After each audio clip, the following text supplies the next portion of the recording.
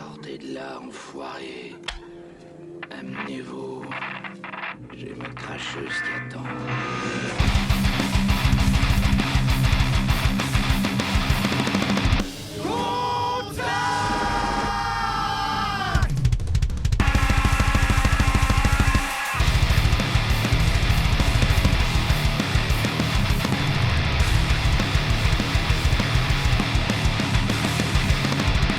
Qui a fait ça? Bud et Dutch, les deux cons qui manquent de tact.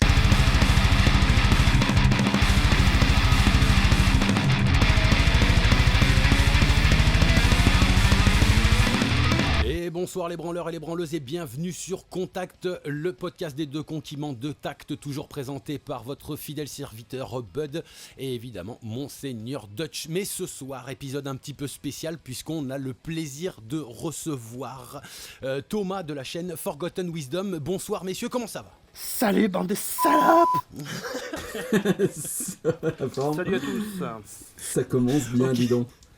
Ça va commencer, ça va être très compliqué ce soir. Bon bah ravi de te recevoir parmi nous, mon cher Thomas de la chaîne Forgotten Wisdom, on va en revenir plus tard. Ici on a l'habitude d'attaquer directement, une fois que les branleurs et les branleuses ont polé leur putain de mouchoir, leur paf, leur dildo dégueulasse, d'attaquer par un coup de gueule et évidemment galanterie sans vœu. On va commencer par Monseigneur Dutch, sinon on va encore me chier une pendule. Qu'est-ce que t'as à nous dire ce soir en coup de gueule, Monseigneur Dutch? Je t'écoute. Je vais embrayer sur, encore une fois, la flamme olympique. Avec Snoop Doggy Dogg qui alors on se demande si c'est un ouinge lui qui va faire passer ou si c'est la flamme quoi, tu vois, bon bref, incroyable, toujours pas de bras hein, depuis la semaine dernière donc et puis ils sont pas près de repousser vu ce que je vois donc bon bref. Le Zanzibar. Voilà, c'était le coup de gueule, allez-y les gars, lâchez-vous. Allez, j'embraye, puis on finira avec Thomas, comme ça on fait un petit peu de politesse. Moi, le petit coup de gueule à la con, je me suis envoyé Resolve, là, l'album du groupe là, qui cartonne un peu en ce moment, là, le groupe lyonnais et tout ça. Et bon, c'est cool, hein, Rising Empire et tout ça, la totale, machin et tout ça, c'est bien. Hein, mais putain, les mecs, je vous en supplie, changez de preset. J'en peux plus changer de preset, les mecs. Faites quelque chose avec vos guitares, vos basses, vos batteries et tout ça, parce que j'ai l'impression de réécouter encore et encore et encore le même album, toujours les mêmes trucs, toujours pareil. Donc je parle même pas de la compo, c'est que les sons sont tellement les mêmes que j'ai l'impression d'écouter la même zik depuis un an. Donc s'il vous plaît, faites un effort, changez de preset ou revenez avec des trucs à lampe ou je sais pas, croquez dans vos câbles, j'en sais rien, chier dans le haut-parleur, mais faites un truc. Arrêtez l'accès fixe. Arrêtez l'accès fixe, arrêtez le camper et faites un truc avec des couilles, vous verrez, même si ça sonne un peu moins bien, ça sonnera plus perso.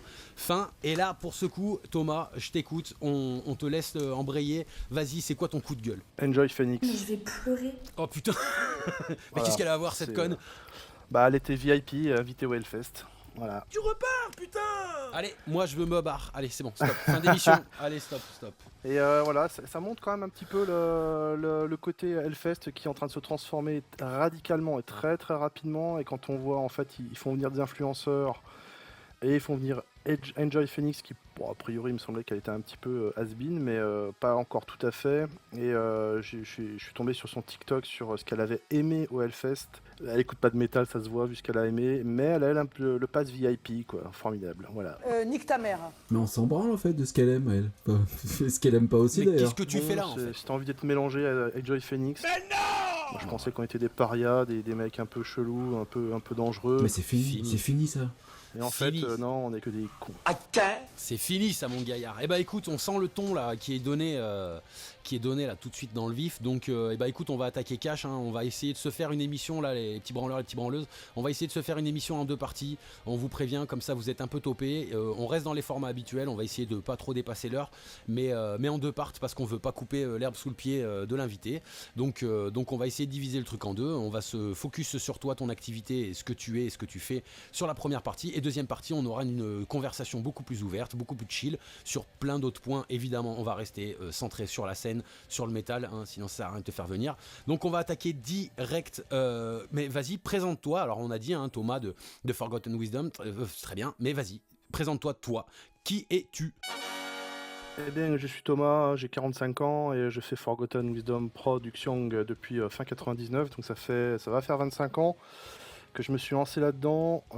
J'ai fait 93 productions en cassette, CD, EP, LP.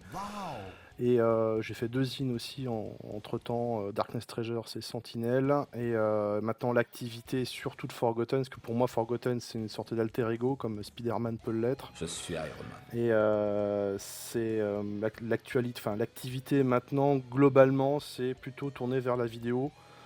Mais ça rejoint en fait le prisme de départ de Forgotten qui était de partager cette passion du métal, là, cette passion qui nous anime, on est des rockers. Y'a plus de rocker, faut être honnête. Mais comment ça tu as fait? Tu peux nous donner plus d'explications? Tu as fait les cassettes, etc. Tu peux nous en dire un peu plus, du coup? En termes de production, tu veux dire, t'as produit Oui, des oui, choses ou... D'accord, ok. Ouais. J'ai commencé à faire des cassettes démo en fait. La première production c'était mon propre groupe, mon propre one-man band, mais bon c'est pas allé très très loin. Et puis je voulais faire d'autres choses. En fait, comme les labels qui sortaient à l'époque, en fait, les petits labels, il y a beaucoup de labels à cassette. C'était le moment des démos où en fait les groupes sortaient plus leurs démos vraiment eux-mêmes. Ils les confiaient à des labels des petits labels qui se chargeaient de copier les cassettes et de les envoyer aux 4 coins du monde. Et ben moi je suis parti là-dedans, donc j'ai fait 2-3 groupes comme ça. Je me suis rapidement entiché de la scène un peu exotique. J'ai fait des groupes japonais assez tôt, comme Infernal Necromancy ou The Under. Et puis après j'ai évolué.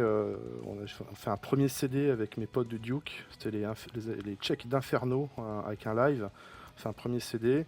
C'était en 2001, et puis après j'ai embrayé à faire des 45 tours. Premier 45 tours c'était Infernal Necromancy, et puis après du vinyle et quelques CD tout au long de ces années quoi. Bordel, attends, si je le mets en perspective, ça veut dire que t'as attaqué ça fin de l'adolescence, début de l'âge adulte, donc t'as dû commencer un petit peu vers 16, 17, 20 ans à peu près. Comment t'es tombé dans le métal? Raconte-nous un peu.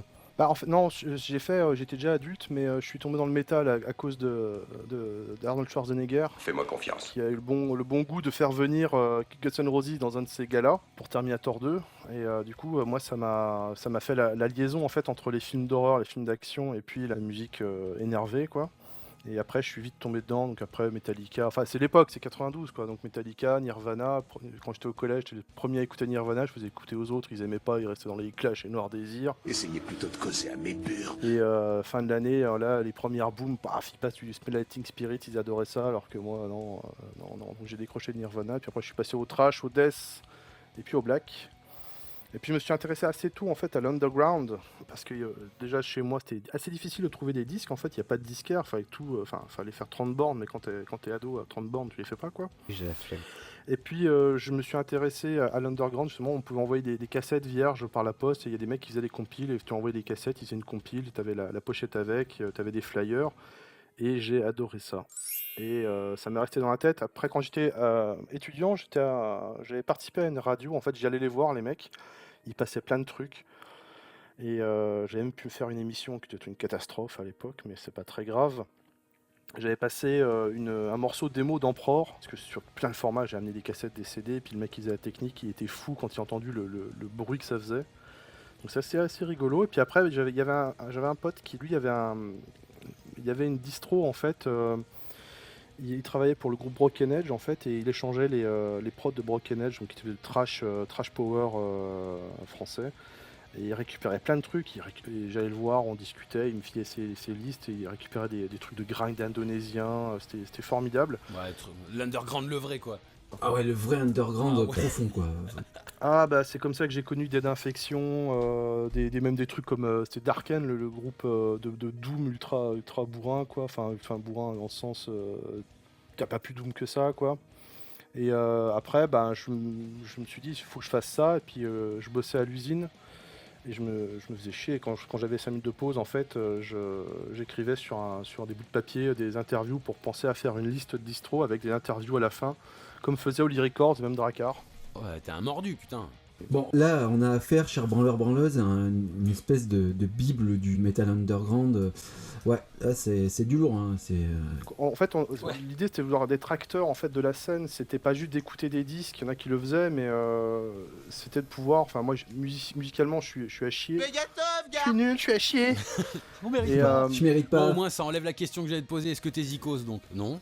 Ben, en fait, voilà, j'ai fait ma première démo, c'était mon propre groupe, c'était des morceaux que j'avais j'avais composé tout seul, et puis, mais depuis déjà 4-5 ans, bon, après c'était entre genre 15 et 20 ans, quoi. Et puis j'avais pu les enregistrer avec une boîte à rythme qui était faite artisanalement, il y avait un mix qui a La été fait, fameuse c'était vraiment fait de TR-808. briques et de broc, mais comme énormément de démos à l'époque. Et après, en fait, j'ai pas trouvé les gens pour pouvoir jouer, j'ai pas réussi, donc j'ai laissé tomber, et j'écoutais un podcast de deux branleurs qui parlait du do it yourself et qui disait qu'ils pouvaient enregistrer chez eux, etc. Mais moi, je suis arrivé à une époque en fait où les logiciels n'existaient pas vraiment. Il y avait encore, fallait acheter un 4 pistes Tascam, fallait en racheter un Docaz, fallait enregistrer plusieurs fois. Enfin, fallait s'y connaître, déjà en technique là-dessus. Et les premiers logiciels, il fallait aussi avoir un ordinateur un peu costaud, et juste avoir un jack et puis brancher une guitare sur l'ordi, ça suffisait pas. Et moi, je suis pas bon là-dedans, donc j'ai laissé tomber. Je me suis concentré sur aider les autres groupes, en fait, à essayer d'avoir un peu plus de faire reconnaître un peu plus ces autres groupes. Et c'est donc là que j'ai fait le label, en fait, pour pouvoir aider les groupes français ou autres à être diffusés, distribués un peu plus largement. Ouais. Et donc ça c'était avec les démos, et puis après quand j'ai fait des CD, c'était après, comme je faisais ça le soir quand même, après le boulot, quoi. L'idée c'était moi étant tout petit label, vraiment micro-label, c'est de pouvoir amener un premier disque à des groupes et les aider à trouver un autre label pour après avoir plus de choix, plus de budget, etc.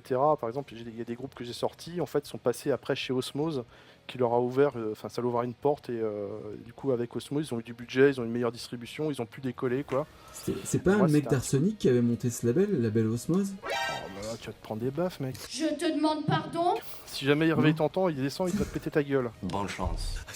Je crois que c'était pas le bon gars, Dutch. Je crois que c'était pas le bon Tu te gars. gourres, mec. Hein? Tu dis quoi? Tu te gourres totalement, c'est pas Arsonic. Calme-toi, Jérémy, c'est un conseil d'ami. Non, il y avait Arsonic, c'était... il y avait Arsonic, hein, c'est bien ça, c'était un groupe de hardcore trash power en fin des années 90, mais... Non, Osmose, c'est la bible du black metal. Mille excuses. Lui, il a commencé en 92 en s'appelant... comment il s'appelait son label?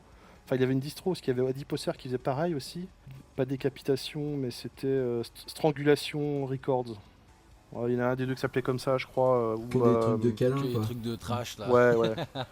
Quand il y avait plein de groupes de death metal européens qui sortaient des petits 45 tours, du coup, c'était foisonnant à ce moment-là. C'était bien, quoi. Bon, est-ce qu'on peut estimer que tu as développé ton label parce que tu as foiré ta carrière de Zikos, ou dans le fond du fond, tu savais déjà que tu allais faire un label à un moment ou à un autre, bien avant, même en parallèle que tu faisais ta Zik? Je voulais tout faire, en fait.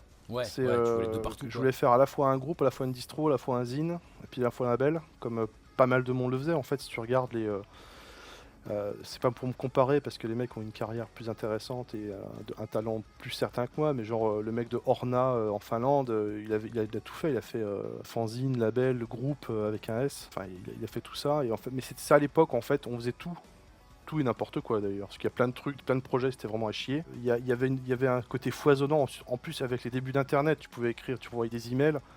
Tu avais un retour beaucoup plus rapide des groupes pour pouvoir faire des échanges, etc. Ça, c'était vraiment cool, quoi. Bah, tu m'étonnes, entre ça et envoyer une cassette, une semaine pour qu'elle arrive, une semaine pour l'écouter, une semaine pour te renvoyer un courrier pour te dire putain c'était trop cool, ou alors partir en aventure avec ta 309 et monter sur Paname pour aller voir un groupe obscur dans une cave parisienne. Ouais, j'imagine que ça devait être une époque grandiose. Aujourd'hui, les gens ne te répondent pas alors qu'ils ont 2 boutons à Ouais, appuyer. mais ils ont 200 mails par jour, quoi. Moi, je réponds plus, en fait, j'arrive plus à répondre. J'ai passé tellement de soirées à écrire des mails, mais des romans, quoi, à faire de la correspondance En tant que label, avec là, tu pas veux mal dire? de monde. Ouais, tout le long de ces années, parce qu'en fait, tu fais un label, mais en même temps, t'as des mecs qui t'écrivent, qui veulent te proposer des trucs, puis ça t'intéresse pas trop, ou tu peux pas, mais tu gardes contact avec. Le label, c'était une source pour moi de rencontres, de contacts énormes, quoi. Je connais pas la moitié de la scène maintenant, mais il y a énormément de mecs en fait qui ont fait un groupe entre 2000 et 2010, on va dire, il y a une chance qu'on ait déjà correspondu, quoi. C'est ça qui était cool aussi à l'époque, parce qu'il y avait vraiment ce côté foisonnant. Puis, alors, c'était vraiment plus tourné autour du black metal, parce que j'ai fait d'autres productions plutôt death ou plutôt trash, mais voire hard rock. Mais le black, c'était vraiment là que ça foisonnait, quoi. À partir des années 2000, il y a une deuxième vague française qui est sortie. Et beaucoup de groupes, les mecs étaient jeunes aussi, on était de la même génération quasiment. Ça foisonnait de groupes, quoi. C'était vraiment cool. En gros, tu faisais ta journée de taf à l'usine, là, comme tu disais, et le soir, tu rentres, tu dégaines ton ordinateur, bam, t'as je sais pas combien de mails, et tu passais ta soirée, entre guillemets, à répondre à des mecs en disant oui, non. Donc déjà, tu valides le fait que quand t'es un label, même quand t'es un label indépendant petit, et c'est pas dans le sens négatif que je dis ça, hein, y a aucune méchanceté derrière, mais c'est dire déjà, tu te fais un peu harceler, et t'as quand même pas mal de ton temps de vie privée qui se fait squeeze à répondre, juste à répondre. Ouais, bah en fait, moi j'ai bossé à l'usine pendant que je cherchais un vrai boulot, quoi. C'est surtout ça. Et après, quand j'ai eu un vrai boulot et des horaires de bureau, on va dire, comme il y avait rien à faire, là où j'étais, il n'y avait pas grand chose à faire, quoi. T'es fonctionnaire du coup Vous êtes féministe. Équivalent, ouais. Putain, Mais tu après, parles ça d'usine m'a et de appris vrai quand boulot, même, toi. C'est toi qui vas prendre des tartes, ouais. Parce que quand t'as bossé à l'usine, mon gars, ça c'est un vrai taf. j'ai pas... Ouais, bah allez, saler des faut poils des bras que pour ça soit bosser à propre, l'usine. ouais, super. trop Ouais, cool, quoi. c'est un vrai taf. Ah bah non, mais c'est un vrai boulot de prolo, Ouais, quoi. c'est un tu vrai vois, boulot de c'est- prolo. voilà. Ouais, mais en fait, mieux payé que mon boulot, quoi, je crois. Mais en fait, mon boulot m'a permis quand même d'apprendre pas mal de trucs, notamment en termes de communication, et ça m'a aidé aussi pour le label, quoi, pour aller, entre guillemets, me professionnaliser et faire un boulot un peu meilleur au fil du temps, quoi. Mais en fait, le label, c'était à part, quoi. Ça n'a jamais été un choix de me dire je vais vivre de mon label. Ça n'a jamais été la question. Ok, j'allais te la poser. Ok. Donc, ok. Ouais, t'as jamais cherché à vouloir vivre de la scène métal? Tu le savais par. Comment dire? T'étais assez malin ou c'est juste que tu t'es vite confronté au. Non, mais oublie d'avoir un SMIC avec ça, quoi. De toute façon, le but, c'était de faire l'underground. Si j'avais voulu faire des trucs plus mainstream, Bah, pas black metal déjà. Ouais, déjà, ouais. ouais, le mainstream, j'aurais dû être ailleurs avec d'autres gens. Moi, j'ai toujours fait des trucs tout seul quasiment. C'était pas le but. Moi, c'était plutôt de découvrir pas mal de groupes, des petits groupes, tu vois, en devenir vraiment le groupe, le mec qui fait sa démo, quoi. Puis c'est un truc culte, un truc limité à 50 exemplaires. Et toi, t'en as une dans ta collection, quoi. Nice.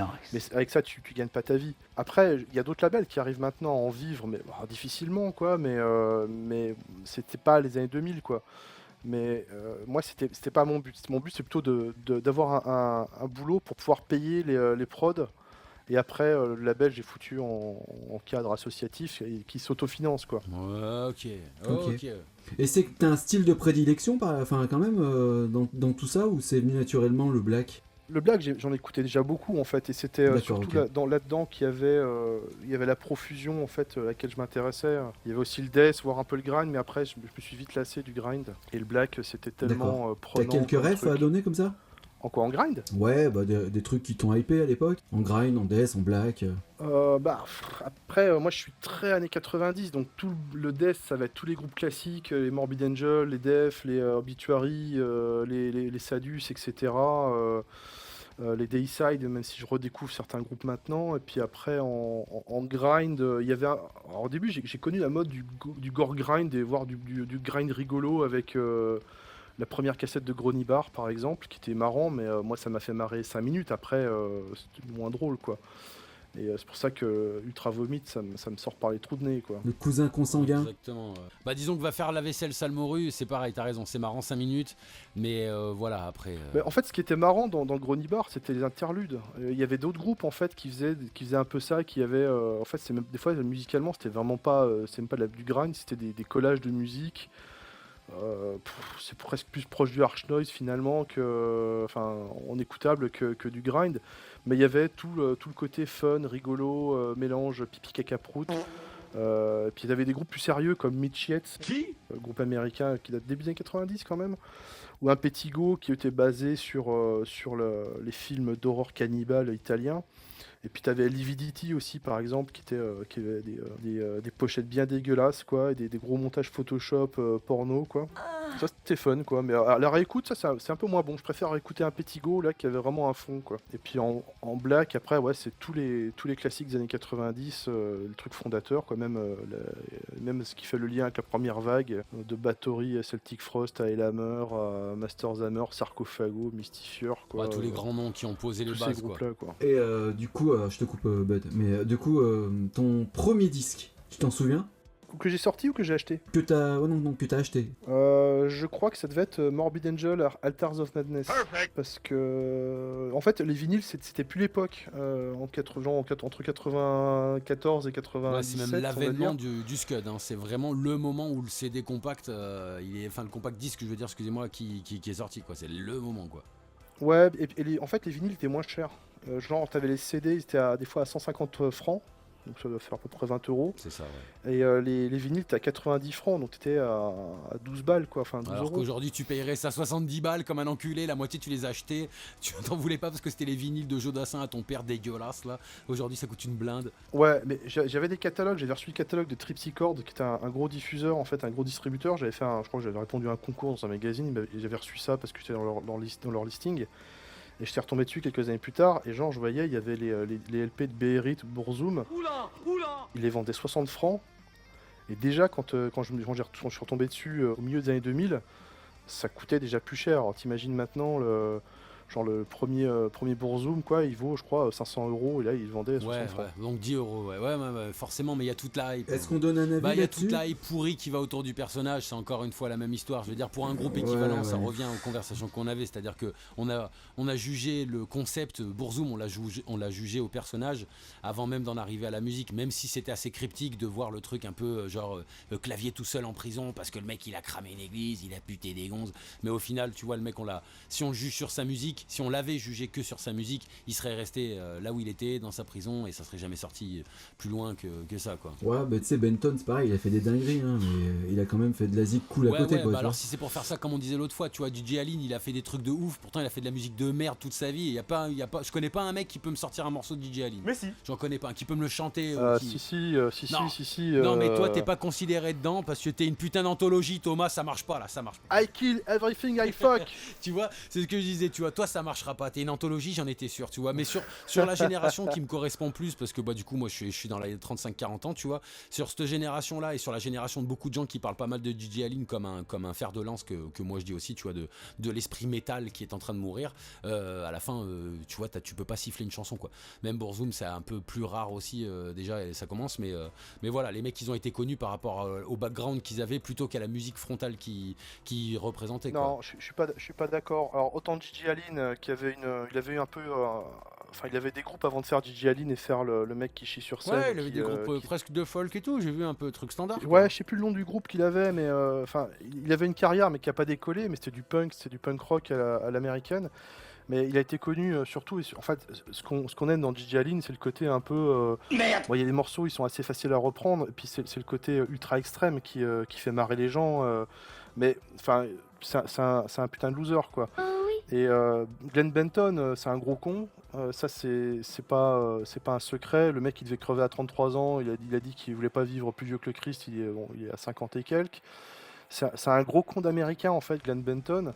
Mais musicalement, ça tient la rampe. Moi, je l'ai vu, c'est la première fois que je l'ai vu, c'était l'année dernière en concert. Il jouait de Legion, l'album Legion, et peut-être le deuxième aussi. Putain, c'était vraiment bon, quoi. Et après, pour Bourzoum, alors, c'est un peu ambivalent, mais moi, je suis obligé de défendre le mec parce que pour moi, c'est un génie artistique. Et en même temps, c'est un con et un fou, et un mec intelligent en même temps. Et musicalement, en fait, moi, j'avais fait une vidéo. Souvent, en ça fait, va te perdre, hein, pardon, mais ça va te perdre. Hein. Ben ouais, mais justement, mais c'est ça l'art, en Intelligent fait. et fou. Ouais. Moi, l'art, en fait, et en tant que label, tu vois, moi j'ai fait confiance à des mecs. Enfin, j'ai fait confiance. J'ai signé j'ai sorti des albums de groupes dont les mecs, je sens une folie dedans, mais une folie créatrice et qui peut être incomprise, voire pas forcément ultra. Enfin, ça marche pas forcément, mais il y a quelque chose de nouveau. Il y a quelque chose de créatif, et tu vois, c'est pas juste reprendre du Motorhead, quoi. Et pour le cas de Bourzoum, en fait, moi musicalement, c'est un des albums, c'était l'album Dead Some and Gangvar, quand je l'ai écouté, c'était je suis chopé en 95, ça m'a remué vraiment, parce que pas pour les raisons que le mec c'était un nazi ou que c'était un tueur, quoi. c'est que musicalement, il y a un truc qui se passait, quoi. Et à l'époque, j'avais pas encore trop de fanzines. Je savais qu'en fait, c'était un Norvégien qui avait tué le mec d'un autre groupe, etc. Et que c'était un mec bizarre, quoi. J'avais pas plus de données là-dessus que ça. Et musicalement, ça a collé. Alors après, je suis pas fan de tout ce qu'il a fait, mais je reconnais qu'il a fait des trucs, c'est dingue, et c'est un précurseur. Et alors j'ai lu sa bio sur la partie Burzum, parce qu'il a fait plusieurs tomes sur son enfance, sur la poétique, sur le black metal et sur Burzum. Par contre, il change un petit peu le cours de l'histoire, quoi. En fait, il a réécrit à sa manière, mais ça on le sait. Ça, on a tous suivi ses phrases quand il s'était barré de prison pour essayer d'entrer dans la Légion étrangère. Enfin, on s'en fout quoi même. Enfin, moi, je suis pas concerné, quoi. Bah, c'est hors contexte musical, du coup, on s'en met un peu les couilles, tu vois, en fait. Ouais, mais ça fait partie du personnage. Et par contre, la manière dont il a enregistré ces trucs, justement, il expliquait que quand il allait en studio, en fait, des fois, quand il avait un peu de temps, il bricolait 2-3 trucs sur un clavier. Après, du coup, il le gardait pour faire des chansons. Et en fait, ces chansons, elles sont, des pièces de clavier ambiantes qui sont assez, qui fonctionnent, je trouve. Et puis, c'est le mec qui a pris sa Lada. Il était en France. Il est reparti en Norvège en Lada pour aller enregistrer un album dans son studio préféré. Déterminé. Et même la manière, en fait, je me suis reconnu un peu là-dedans. Alors moi, je suis très mauvais musicien, puis c'est tombé, mais il disait grosso modo qu'en fait, il n'était pas forcément accordé correctement. En fait, ses cordes étaient accordées les unes par rapport aux autres, mais il n'était pas forcément accordé en mi, tu vois, ou en do. Et en fait, lui, ça le gênait pas tant que les cordes étaient accordées entre elles, qu'ils soient pas dans le bon accordage, rien à foutre, quoi. Et en fait, moi, je me suis retrouvé un peu là-dedans parce qu'en fait, le mec, il se donne pas certaines limites. Et du coup, il crée quelque chose. Et c'est ça qui m'a vraiment intéressé avec Burzum, quoi. Ok, donc t'es un peu un chasseur de talent, de folie, de mecs qui sortent un peu du truc, quoi. Ouais, avec le label, c'était aussi un peu ça. Il y avait des groupes en devenir, il y avait des mecs, tu sentais qu'ils étaient bons, qu'ils allaient devenir bons. Et je dis, bah ceux-là, il faut pas, enfin, pas passer à côté. C'est un peu arrogant de dire ça, quoi. Surtout avec un label qui sort des disques à 500 Non, mais exemplaires, quoi. tu Grand peux être max, sincère, enfin, hein. 1000, Dans tu ce que vois. tu fais, ça peut être sincère et ne pas paraître arrogant. C'est C'est plutôt ça. pour les connards qui méjugent oui, mais à t'as quand premières même- instances. Il y a quand même une vision marginale, quand même. T'as quand même une vision qui est de niche, hein. Je veux dire, après, quand tu commences à dire à des icos, le mec, il est pas accordé et c'est un génie, Ouais, tu vois, ça peut faire mal au moi, cul, tu me quand même. détruis. Tu vois ce Moi, que tu je me veux fais ça, tu viens en stud, tu viens Parce dans que mon faut que stud, tu- t'es pas faut que tu accordé. ouvres tes chakras, Oh mec. là là.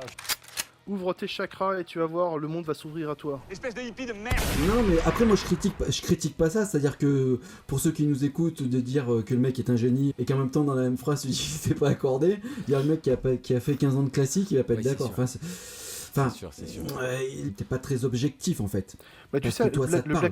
le black metal, à la base, les gens disaient que c'était mal joué. Quand il y avait Venom, ils disaient que le batteur était pas en place ou que la guitare c'est à chier. Alors, quand tu regardes C'est dans un le joyeux batteur, bordel, hein. Ouais, peut-être que le batteur il est pas terrible, mais le guitariste Manta, c'est quand même quand il fait des trucs, enfin, tu sais qu'il sait jouer. Après, tu sais que dans Venom, en fait, il se force à jouer de manière un peu bordélique. Et tout ça, c'est hérité quand même d'une partie du punk aussi. Et ça, c'est un peu l'essence du black metal. Même je veux dire, dans Graveland, au début, t'as le batteur Capricornus, il disait qu'il n'était pas dans les temps. Moi, je le sentais pas vraiment. Mais derrière, des fois, ça crée un truc musical. Et le fait aussi, des fois, d'enregistrer des démos vraiment dans un dénuement le plus total, ça crée une ambiance. Alors, quand tu fais du death metal, c'est vite la bouillie, mais sur le black metal, ça prend une autre ampleur. Je suis complètement d'accord, et le raccourci que tu fais entre le punk et le black, il est évident, hein. Oui. Il est, Ouais. même, t'es même dans le public, hein, tu peux retrouver des gens qui sont du... Enfin, il y a une frontière qui est assez, Bah, tu qui est sais, assez mince. là, en fait, j'étais à un concert, et il y a un mec qui est venu vers moi, qui m'avait reconnu par rapport aux vidéos, puis le mec, il me dit, ouais, merci, j'ai découvert plein de groupes avec toi. Alors, bon, le mec est quand même plus vieux que moi, et il a une tronche de punk ou de skin. Et en fait, ses badges, il a autant de Discharge que Destroyer 666 sur ses trucs. Il a une croix de fer, Il tu tient vois. plus enfin, du punk que du black, quoi, c'est clairement. c'est quoi. vraiment le mec à l'ancienne, comme en fait, comme le black metal les faisait. C'est-à-dire que les mecs, c'est des parias, personne ne les aimait, les metal les aimaient pas, les punks les aimaient pas. Et en fait, ce côté-là, en fait, un peu marginal dans la musique, personne ne m'aime, enfin, personne ne me comprend. Moi, qui m'a fait accrocher. Enfin, où je me suis ressenti là-dedans, et tu vois, le fait aussi d'avoir des groupes qui sont un peu perchés, derrière, tu peux faire des démos à 200 exemplaires, 300 exemplaires, peut-être un peu plus des fois, mais tu vas pas faire des albums qui se vendent à 10 000 exemplaires. Donc tu vois, rien que ça, tu sais que je pouvais pas en vivre forcément. Ok, eh ben écoute, on va mettre fin à Slayus en s'ouvrant les chakras là, comme on a dit. On va se faire une petite pause musicale avec un morceau que tu nous as conseillé. Putain de hippie. Mal Supremacy Carnivore. J'ai noté ça à l'envers, je crois. Donc là, on est sur le groupe Carnivore et le morceau Mal Supremacy. Je dis pas de bêtises, c'est ça? Ouais, bah, vous connaissiez quand même Eh ben Carnivore, non? écoute, je vais découvrir ça. Moi là. Bah on est vegan nous déjà, donc ça nous refoule, tu vois. Je rigole. vegan. Typo négatif, vous connaissez quand même. Carrément, ouais. Vous connaissez pas Typo négatif? Si, quand même. Non. Si, moi Non. je si. Ah bah, c'est le mec de Typo négatif, Eh ben, Carnivore. écoute, c'est parti, on va découvrir ça ensemble. On revient tout de suite. On s'envoie Mal Supremacy Carnivore et on revient tout de suite.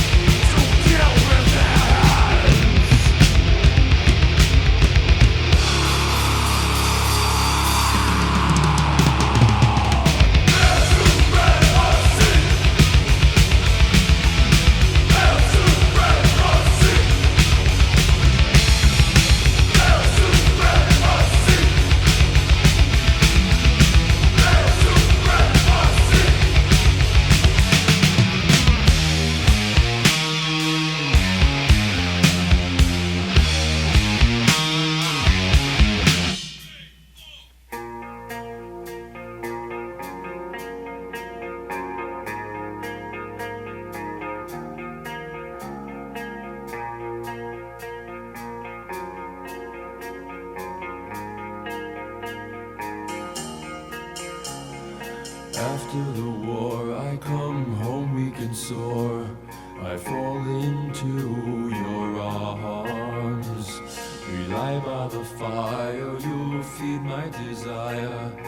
With me, safe and warm.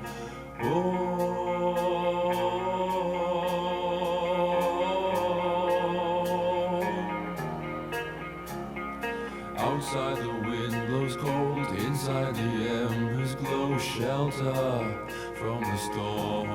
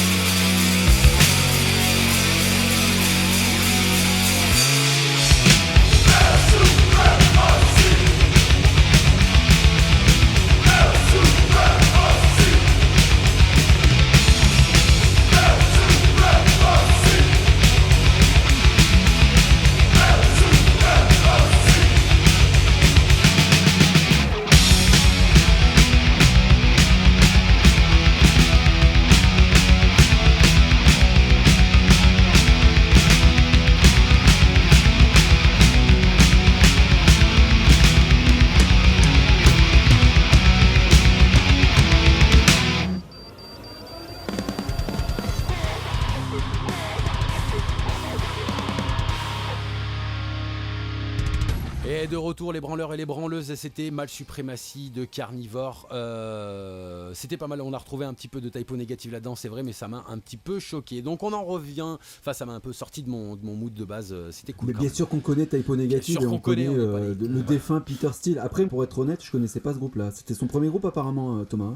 Alors je crois qu'il a eu un groupe à un moment de hardcore ou de skin, parce qu'il avait une dégaine de skin en 82, et Carnivore, c'est intéressant, parce qu'il avait Carnivore, c'est le côté Mad Max et la guerre du feu dans les costumes, avec le premier album, il y a un morceau qui s'appelle Predator, les mecs, vous devriez aimer, quoi. Ouais, c'est bon, et t'as Male Supremacy, t'as que des trucs ultra bourrins, en fait, et dans le premier album, justement, sur le morceau Male Supremacy, tu ressens quand même déjà, en fait, ce qui a préfiguré Typo Negative.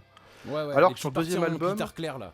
Ouais, la partie où il chante en clair, et puis même t'as des sons de basse, à un moment, tu reconnais Typo Negative de plus tard, mais le deuxième album est beaucoup plus crossover trash, et sans le côté typo négatif qui va arriver après. C'est ça qui est assez intéressant avec ce groupe, en fait. Donc voilà, c'était une manière aussi de vous le faire découvrir ou redécouvrir. Merci beaucoup pour cette découverte, merci. Merci bien aimable. Ah, on va attaquer une petite phase un peu Do You Remember, tu te souviens, on avait 2-3 petites questions comme ça. J'attaque tout à l'heure avec mon Seigneur Dutch, a attaqué avec le premier vinyle. Ton premier concert, tu te souviens toi? Écoute, c'était Chuck Berry en 1957, c'était génial, on était avec Eddie Mitchell et Johnny Hallyday.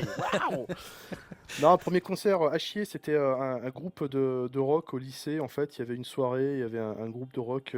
C'était des mecs qui avaient 3 ans de plus, Non, mais 3-4 ans de plus que pardon, nous, excuse-moi, quoi. mais reformule ta question, Bud. Ton premier vrai concert, là où t'as pris une gigantesque Ton claque. premier vrai concert de Le Metal. De Le Metal, de celui qui t'a mis une branlée intersidérale, exactement.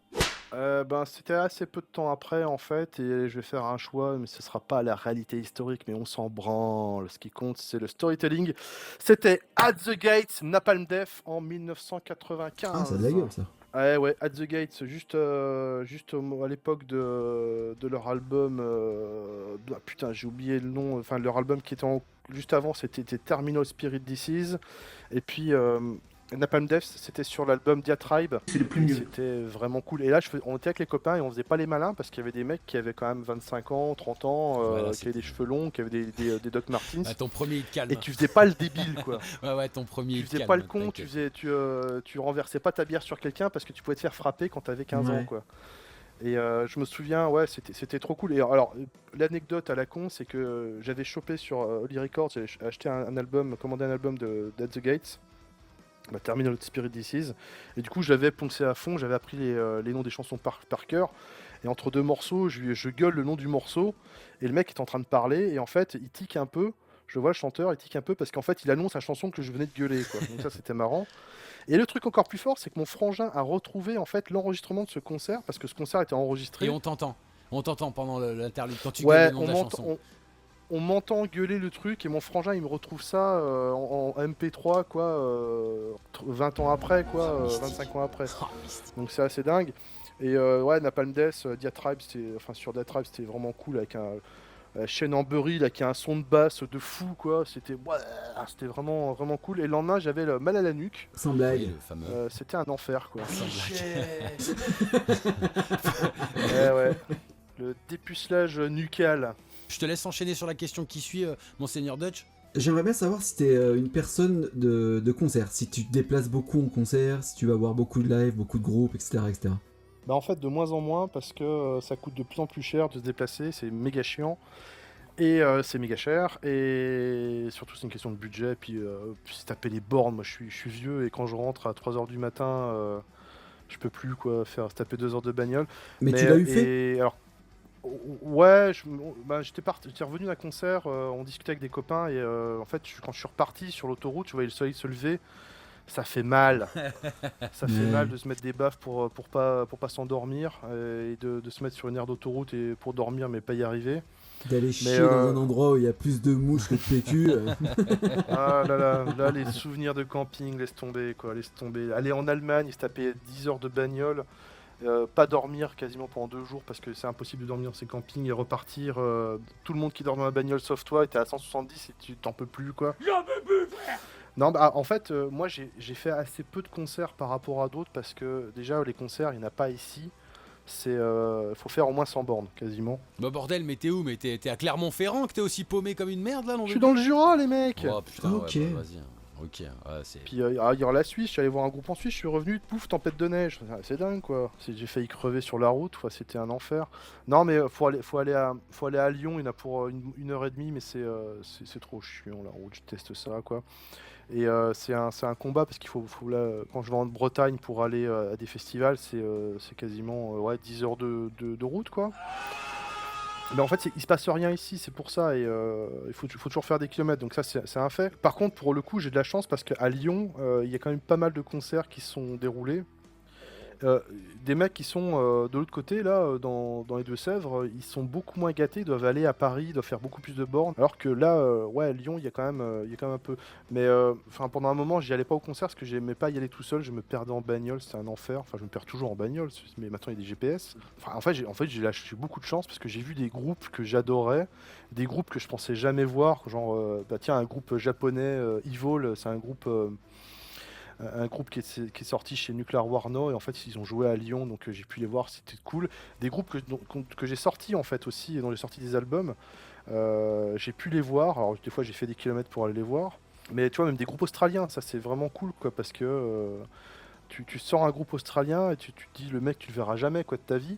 Et en fait, bah, il joue avec le mec qui joue dans un autre groupe et puis tu le retrouves à un endroit. C'est la classe. Il y avait un autre groupe que j'avais fait, un groupe de Nouvelle-Zélande. Le mec, je le vois, puis je le revois 10 ans après. Donc on se dit, bon, bah, dans 10 ans, quoi. Ça, C'est c'est énorme, cool. ça c'est énorme. Ouais, carrément ça bad. c'est un plaisir d'avoir un label parce que tu crées des liens avec des groupes. Alors des fois, pas avec tous, parce que des fois c'est un peu plus business entre guillemets, parce que moi je suis pas dans cette partie business. Mais tu échanges avec les mecs, et puis les mecs, on a grandi ensemble en fait pour beaucoup. Donc en fait, tu les revois, et puis c'est cool de les revoir, quoi. Et puis c'est cool de les voir tout court, quoi. Et comme le groupe Sabbath, le groupe japonais. J'avais sorti des disques, j'ai pu les voir, même quand ils ont joué là, avec Metal Lucifer, ils ont pu jouer à Lyon, et ça c'est une date, je me suis associé avec une copine qui organisait la date, pour justement en fait, que ce soit un mini festival Forgotten. Il y avait 3 groupes, a fait jouer 3 groupes en fait, enfin 2 groupes avec le groupe Sabbath, et j'ai sorti un truc de 3 des groupes. Et donc du coup c'était un mini festival, donc je me suis associé à elle pour organiser le concert, et ça c'était... Putain, c'est trop cool, quoi. Moi, ce que j'ai adoré, en fait, ce que j'adore dans le métal et avoir fait un label et autres, c'est que tu passes de l'autre côté de la barrière. Et t'es pas juste un mec qui paye sa place et puis qui rentre, il fait, oh putain, c'était nul, hein, le deuxième morceau, bon, on va au McDo. Et en fait, de connaître les gens, c'est un truc naturel, en fait. Tu discutes avec les gens, ils t'apprécient, enfin, on s'apprécie, même si on se connaît pas trop. Et en fait, bah, tu vas papoter avec eux, puis enfin, moi, ce que j'ai pas pu faire, c'est-à-dire être musicien, en fait, je le vis au travers des autres. Ouais, aussi. par procuration, ouais. Ouais, voilà. C'est sûr que tu Comme deviens Jean-Jacques actif Goldman. quand t'es... Exactement, j'en sais rien. Tu mets du vieux pas sur ton balcon, toi aussi, putain. Ouais, mais je sais même pas si en tant que label, t'as même pas une meilleure place qu'en tant que Zikos en fait. Parce que les musiciens, au final, on le disait une fois, là, on en discutait, ils se parlent pas vraiment, tu vois. Il y a plus, enfin, en tout cas, il y a moins de connexion en fait qu'avant. Par exemple, tu vois, il y a plus de. Avant, il y avait des orgas, il y avait des collectifs, c'est très rare la Team maintenant. Nowhere, la première qui me vient en tête, c'était ça, les gros Ouais, la collectifs Family de Values, mecs. on va dire des plus connus, tu vois. Mais même, je pense, Exactement. il y avait des niches et tout, ça n'existe plus, ça, les gens se parlent plus. Enfin, et je pense qu'en tant que label, t'as peut-être même une position un peu plus angulaire, on va dire, pour rentrer en contact avec les gens et rencontrer du monde, tu vois. Bah ça viendra dans la deuxième partie, mes petits loulous, parce qu'on va évoquer un peu plus ton avis perso. Là, sur la première part, on va rester un peu sur ton personnage, tu vois. Moi, je vais rester sur... tout à l'heure, tu m'as évoqué plein de trucs dans tes lives. J'avais la question et son opposé. C'est quoi ton meilleur souvenir en live, et après, ton pire souvenir en live? Alors, les meilleurs souvenirs, c'est d'avoir vu des shows ou des concerts ou des chansons que j'attendais de voir ou des groupes que j'attendais de voir et que c'était une consécration de voir, en fait. Et un putain de moment, tu dis putain, mais c'était vraiment dingue ce moment, quoi. Des fois, même sur des trucs très cons, quoi. Je veux dire, j'ai vu Stargazer, qui est un groupe australien de death assez technique et progressif en même temps. C'est entre Rush et, je sais pas, Sadus. Et je les ai vus dans une petite salle. En fait, j'ai encore des frissons rien que de penser au solo que le mec qui faisait, quoi. J'ai froid. D'autres concerts. Alors, il y a aussi un truc avec le black metal, c'est que le black metal, c'est pas forcément pour faire les concerts, parce que des fois les groupes ils se plantent beaucoup entre ce que tu écoutes sur album et ce que tu vois en concert. À un moment, c'est pas très bon. Et il y a une évolution de ça aussi, où les groupes ont fait plus une espèce de death metal blackisé, et en fait t'as la même chose sur album que sur scène. Bon, c'est pas vraiment mon truc, mais t'as des fois, enfin, j'ai vu Cult of Fire, les Tchèques qui ont un décorum, c'est incroyable. Et c'est un spectacle, en fait. Et alors, tu vois, je vais rapprocher Alice Cooper de Heilung et de Cult of Fire, parce qu'en fait, tu vois un spectacle. Ouais. Comme quand tu vas voir Rammstein, finalement. Ouais, Sauf que bien sûr. Cult of Fire, en fait, c'est ultra sombre, enfin, dans l'esprit, quoi. Il y a des groupes plus sombres, tu me diras, mais... Ouais, c'est pas du funéral, mais tu tires vers le côté vraiment sombre de ta prestation musicale, quoi. Faut pas t'attendre à du show light de fifou, quoi. Bah ouais. Et il y a d'autres concerts, c'était magique d'entendre des trucs. Et alors des concerts de black metal aussi. Et alors un truc très con, tu vois, c'est Watain en 2001. J'ai vu un concert de black metal parce que là ça commençait à être tendu. La bagarre. J'ai fait quelques concerts de black metal où ça commençait à être tendu. Il y avait Mutilation après qui avait joué. Il y avait des rats morts, les mecs, et t'as des skins qui commencent. Enfin, le mec qui faisait des fuck à des skins. T'avais une nana au fond qui gueulait, ça l'enculé parce que c'était son ex, un truc comme ça. Et tu sentais que ça pouvait verser. Oh, stylé. Et ça, c'est métal, ça. Ça, c'est métal. Et tiens, en fait, il y a un concert qui est assez connu, dont on a entendu parler assez longtemps sur Internet. Puis justement, j'écoutais un podcast. Comment il s'appelle ce mec Oh là là, c'est un mec. Il a joué dans 34 groupes français. Et il a joué, je crois, dans Diapsy Queer. Et un concert, en fait, ultra hardcore. Non, c'est Kickback. Ouais, c'est plutôt Kickback. Et en fait, sur scène, t'avais une nana qui fistait un mec. Qu'est-ce qu'il dit? Donc t'avais la baston dans le pit, et sur scène t'avais les mecs qui jouaient, et au milieu t'avais une nana qui fistait un mec, quoi, dans une boîte SM. Vision de l'apocalypse, les gars. Les concerts de l'époque, c'était pas aujourd'hui. Subversion. Putain. Subversion totale. Maintenant il y a des trucs, tu vois, je commence à éviter, je me dis moi je vais me casser parce que ça va verser justement, mais à un moment quand tu fais un concert, tiens, je vais faire chier tous vos auditeurs. Peste Noire, je l'avais vu en 2007. Quand ils avaient joué, moi j'étais bourré totalement. Et il y a un mec qui tapait un peu tout le monde autour. Et tu vois, il y avait un côté où ça vrille en fait.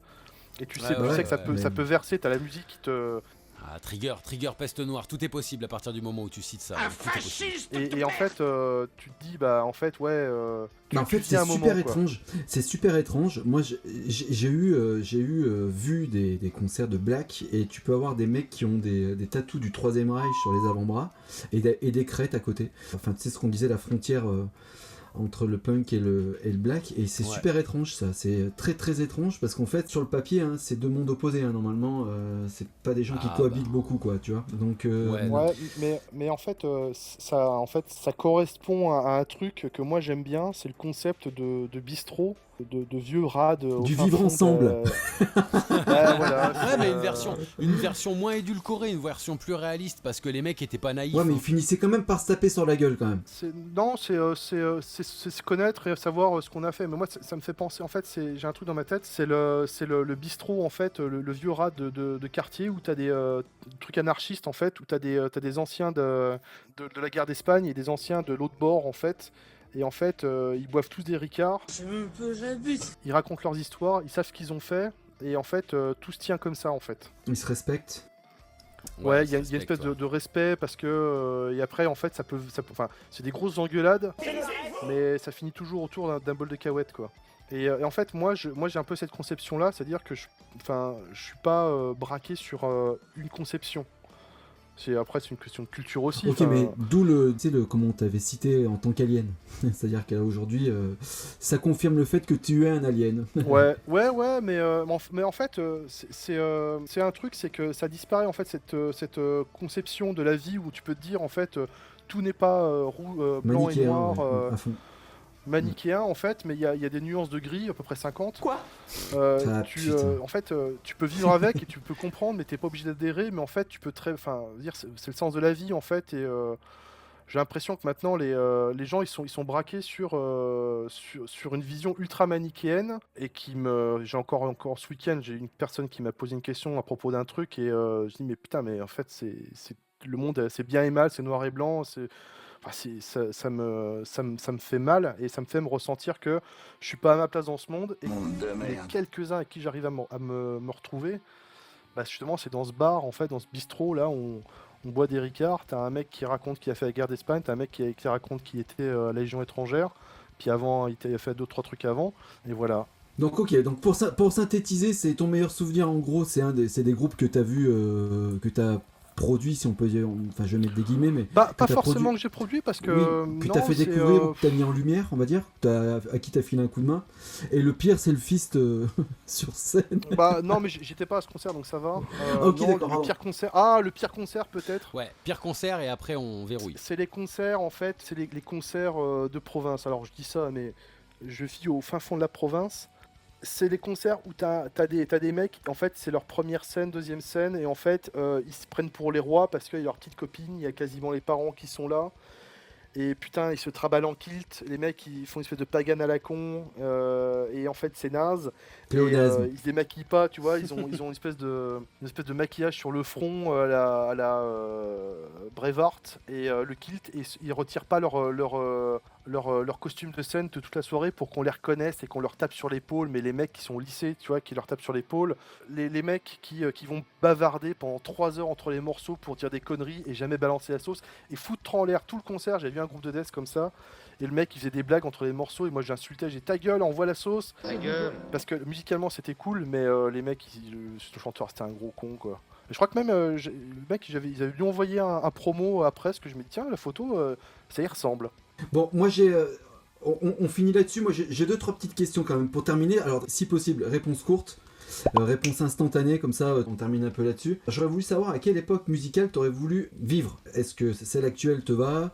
Est-ce que t'aurais voulu revenir un peu dans le temps, etc., etc. En fait, c'est toujours mieux avant, mais c'est difficile. Enfin, j'accepte l'augure de l'époque, et l'époque que j'ai vécue, parce qu'on s'arrête d'écouter de la musique, on s'arrête de découvrir de nouveaux groupes quand on a 30 ans, et on réécoute ce qu'on écoutait avant. C'est une réalité. Je découvre beaucoup moins de groupes maintenant.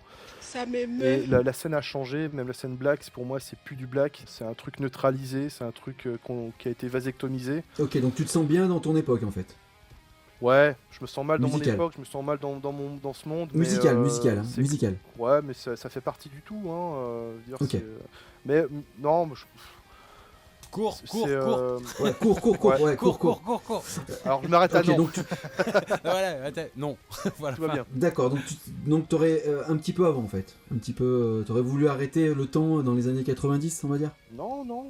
Ok, Non, d'accord, c'est d'accord. comme ça, c'est tout. C'est la vie, D'accord, ok. la Bon, roue c'est pas tourne, vraiment une la roue réponse, tourne à hein. tourner. Chacal. Grave. Putain, ni La oui course ni du non, soleil, bien les au mecs. contraire. Ouais, le Écoute, ni oui ni non. Oh, c'est pas ni oui ni non, là. Qu'est-ce que tu branles, bordel? La réponse, elle est simple. On prend toute l'interview, les mecs. Je vais recommencer, vous inquiétez pas. Vas-y, ça va. Non, c'est non. reparti. Oui, Non, ouais. non, mais tu as le droit de faire cette réponse. Il n'y a pas de mauvaise réponse avec des mauvaises questions. Ouais. Quel bonne. concert que tu n'as pas vu, tu aurais aimé vivre ou voir? Alors, c'est une question difficile. J'ai raté on t'a récemment Judas Priest et Saxon. J'aurais bien aimé voir parce que c'était un peu la dernière fois, et peut-être Saxon, il la trigger. le dernier concert de Black Sabbath à Wembley, mais je l'ai vu sur internet, mais je pense que ça aurait été pas mal d'être là-bas parce que c'était un bon concert. Ok. Merci pour ta réponse courte. Et dernière question. Quel morceau tu aurais aimé composer? Enculé. Bah oui. Am I Evil, parce que ça rapporte plus au mec la reprise qu'a fait Metallica qu'avec son groupe. Putain de ouf. Non, après il y a plein de morceaux en fait, surtout en black metal, je pense j'aurais aimé pouvoir les sortir, mais ils sont Allez, assez comme nombreux, ça. et puis voilà, ils sont bien Celui, comme ils sont celui faits qui par les autres. t'arrive en Allez. premier en tête. Ouais, le premier Celui qui que tu passe par la kiffes. Putain, mais les noms des morceaux, je les connais jamais moi, bordel. Qu'est-ce que vous me faites chier avec ça Ah, il connaît le nom, la taille du slip des mecs, mais... Mais grave. Le morceau numéro 3 de l'album machin, voilà. Bah, Non, ça me je fait pense penser à que- un Ok. sketch des inconnus. Il était grippé ce soir-là. Il était chez Blues Note là. Pimps of Genezareth de Grand Belialski. Ouh, c'est très spécifique ça. Ok. Ouais. Ça, c'est combien de points au Scrabble?